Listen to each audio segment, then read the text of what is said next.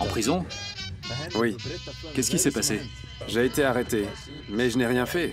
Je suis innocent. Ils mettent des mecs en prison pour meurtre sans vérifier, sans être sûr. Ouais, on va essayer de me faire croire ça quand même. Oui, oui. Ah, les fusillades ont lieu dans les quartiers à problème. Et évidemment, c'est terrible pour la localité. Tu m'étonnes, ils n'arrivent pas à s'identifier. Il n'y a pas de latin là-bas. Du tout. Ce sont les Suédois, il me dit Sunétique. Alors, qu'est-ce que c'est que cette histoire? Qui sont les Suédois? Je comprends pas. Suède, la guerre des gangs s'intensifie. Donc là, ce sont les Suédois. C'est ça qu'il m'a dit. Voilà des années qu'Omar El Mali se bat pour mettre fin à cette spirale de la violence. En vain. Le pays. Ah. Bon, lui, il essaye d'arrêter la spirale. Il y a des messieurs, je crois. Je crois qu'il y a trop de messieurs en Suède. A beaucoup changé. Quand vous êtes immigré, ça vous encourage presque à vivre dans le crime. L'honnêteté ne paye plus.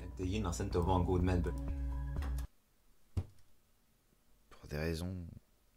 L'honnêteté ne paye plus en Suède?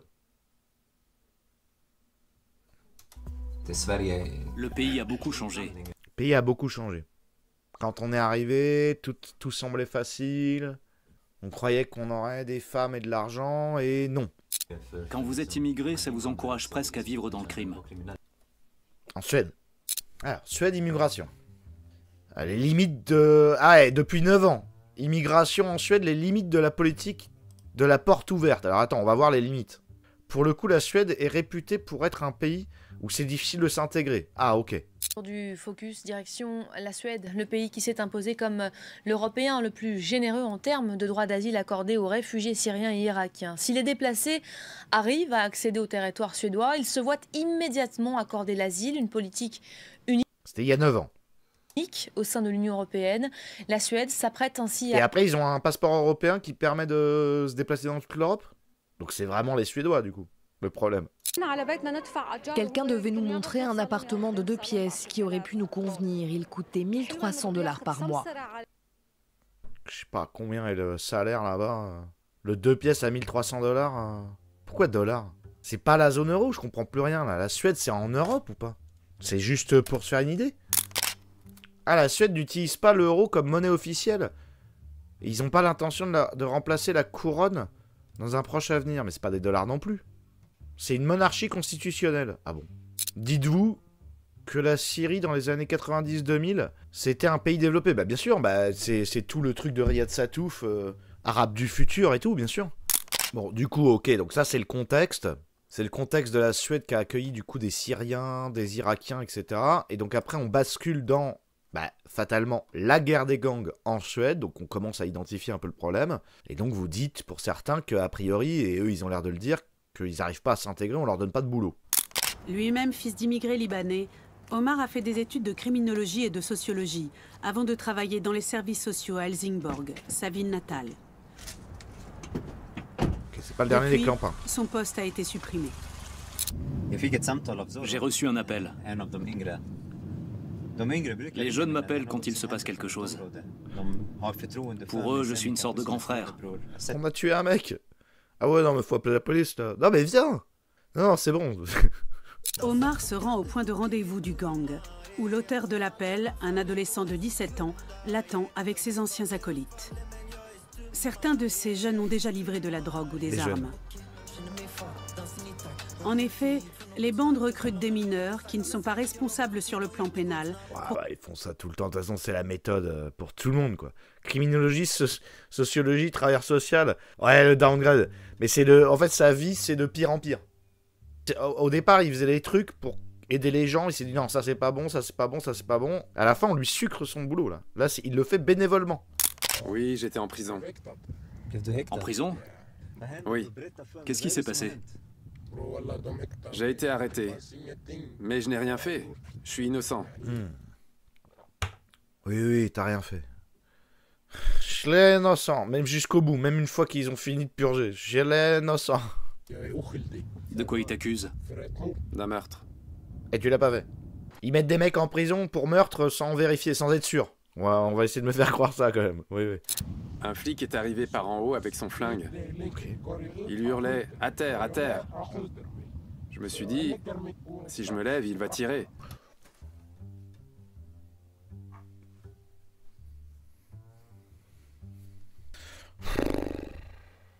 C'est pour ça que je me suis enfui. Pourquoi tu t'enfuis? Il y a un flic qui te pointe avec un flingue. T'es innocent. Ah oui. Qu'est-ce que t'as fait? Je me suis enfui. Pourquoi? Je me suis dit, c'est raciste.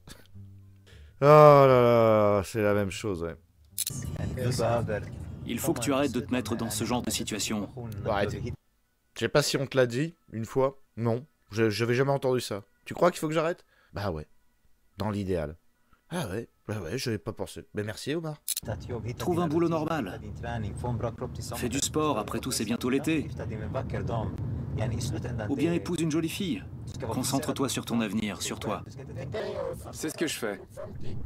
Ne les aide pas s'ils veulent tuer quelqu'un. Pense à toi.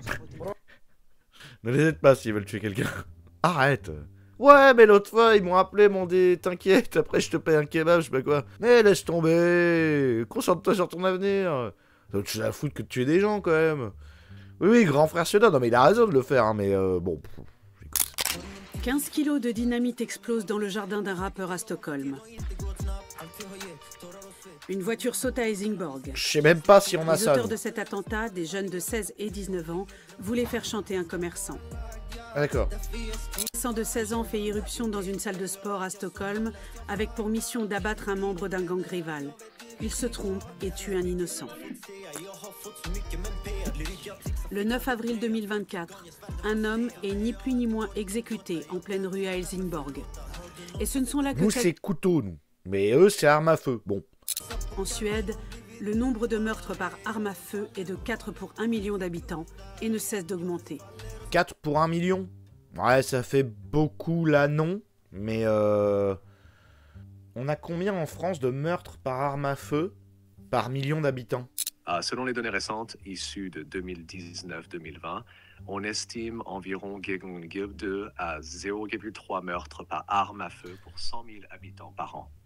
Ah oui, donc nous, on est à 0,03 par arme à feu. Ah ouais, donc 4 par 1 million. Oui, c'est énorme dans ce cas-là. Oui, c'est considérable. Ouais, le hareng à 10 heures, ouais. Je savais pas du tout que c'était comme ça. Hein. Dans le reste de... Après, ça doit être concentré dans un endroit particulier. Dans le reste de l'Europe, ce chiffre est de 1,6 et seule l'Albanie bat le triste record de l'État. Non mais 1,6, pas dans tous les pays. Ils ont fait une moyenne globale entre les pays où il y a 0 et les pays où il y a 3, visiblement. Putain. Alors, merci Arte. Bon, il y a l'Albanie. L'Albanie, ça déconne un peu. Ce n'est pas nouveau. Il y a toujours eu des fusillades entre bandes de motards. Mais là, c'est différent. Mais ça a toujours existé. Beaucoup de gens se sont installés dans le quartier. La police parle de société parallèle. Mais on n'a rien fait pour enrayer le problème. Bon, c'est très très latin quand même. C'est très monsieur, très latin. Laissez faire. Ah oui, c'est le bled quoi. C'est latin, c'est le bled latin. Très très très italien, espagnol et tout. Il y a 3 ans encore, Omar pouvait saluer une amie policière dans la rue. Aujourd'hui, ce serait inimaginable et perçu comme une trahison. Les gangs ont des yeux partout. C'est difficile d'expliquer pourquoi il y a autant de violence. Moi, je crois que c'est un ensemble de facteurs. Oui, on va dire ça, c'est les facteurs. Depuis la privatisation de PTT, c'est devenu un enfer. Et il y en a beaucoup, c'est un ensemble de facteurs. On va dire ça. Sûrement, oui. On a tous besoin d'appartenir à un groupe, et quand les gens ne s'identifient pas à la société dans laquelle ils vivent, ils se tournent vers d'autres milieux. Oui, mais dans quelle société ces latins, ces facteurs, ces monsieur se sentent intégrés au bout d'un moment?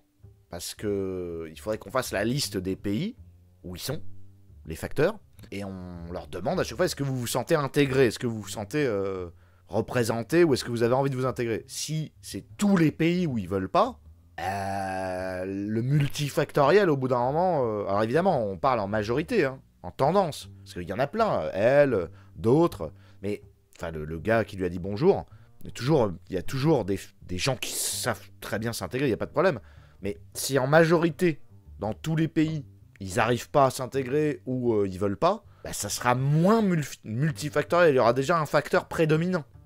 Non, elle dit pas que des conneries. C'est juste que il y a le côté, regardez, en Suède, ils ont du mal à s'intégrer. Oui, mais regardez en France, ils ont du mal. En Allemagne, ils ont l'air d'avoir un peu de mal aussi. En Belgique, ils ont du mal. Bon, en Italie, je crois, ça a pas l'air de s'intégrer à fond. Donc au bout d'un moment, ça se dilue quand et où, quoi. Il y a 3 ans, un officier de police... Je me m'identifie pas non plus à la société dans laquelle je vis, mais je rejoins pas les gangs. Oui, c'est vrai, Sopa, c'est pas mal. Bon, moi, peut-être que je m'identifie à la France. À la vraie France, au terroir. Peut-être que c'est plus facile quand même pour un blanc de s'identifier. Mais on a quand même pas mal de phases où on a du mal à s'identifier. Et les moments où on a des crises existentielles, on se met pas à rejoindre un gang. Mais bon. Oui, je mange pas de hareng. Voilà, c'est dégueulasse ton truc. C'est ça en fait. Oui, bah c'est bon. C'est bon. Non, c'est dégueulasse. Oh bah vas-y. Tu sais, il s'engueule. Et le mec fait, vas-y, tu sais quoi, je vais rejoindre un gang. Je vais les calache le hareng. Mais qu'est-ce qui t'arrive?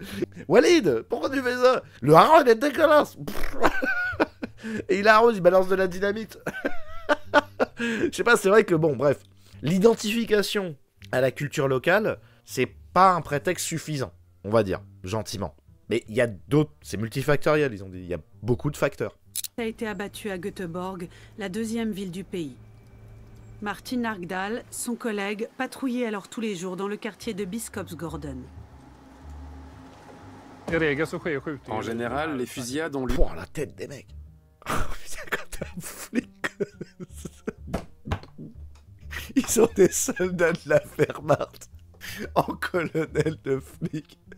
Ah putain. Tu m'étonnes, ils n'arrivent pas à s'identifier. Il n'y a pas de latin là-bas. Du tout.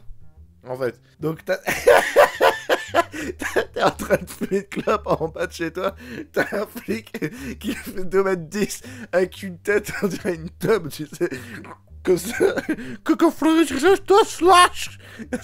Tu t'arrives pas du tout à t'identifier. Regarde-moi ce truc. J'ai jamais vu ça en France. T'en as vu 2 fois dans ta vie des comme ça. Ah putain le truc. Regarde-moi ça. Il fait 4 fois la taille de la voiture.